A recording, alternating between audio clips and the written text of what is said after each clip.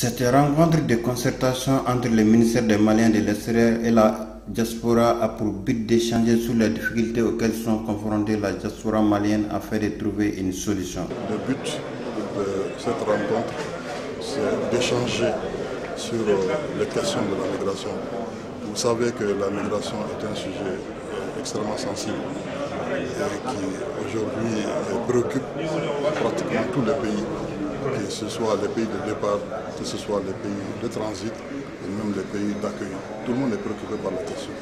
Donc il se trouve que la plupart des jeunes qui empruntent des voies illégales pour n'être pas dans les conditions légales de voyage se trouvent aussi arnaqués par endroits, trompés par d'autres endroits et même entraînés vers la mort que nous connaissons de plus en plus nombreux dans la Méditerranée, dans le désert.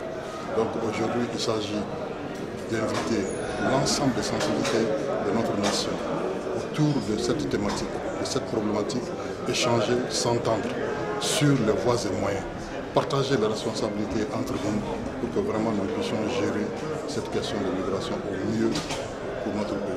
Voilà. Selon les précisions du ministre des Maliens de l'extérieur, plus de 300 jeunes Maliens ont été noyés dans l'eau de 2015 à nos jours et plus de 3000 Maliens ont été expulsés. L'immigration clandestine coûte la vie à beaucoup de gens et avec beaucoup d'humiliation.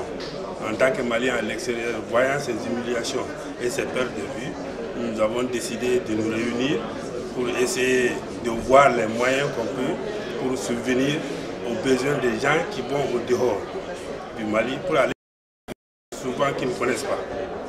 C'est l'immigration clandestine, c'est dangereux. Et c'est dangereux surtout aux jeunes qui n'ont pas de destination, qui n'ont pas d'éducation, qui ne savent même pas où aller.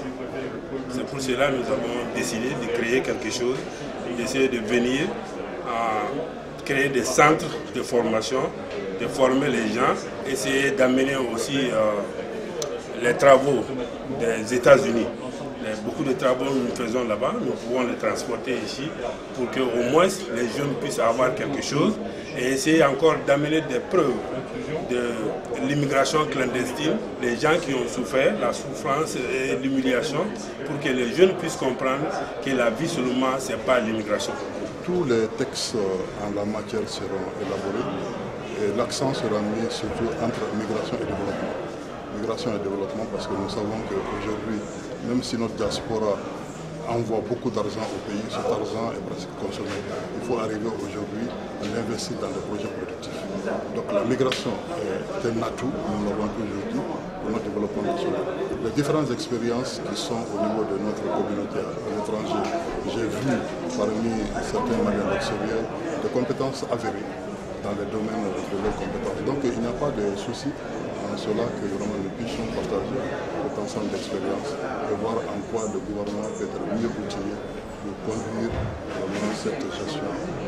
Une dizaine de thèmes sont à l'ordre du jour de ces 3 jours de concertation des tests législatifs et réglementaires en lien entre l'immigration, le développement et la protection des Maliens de la diaspora.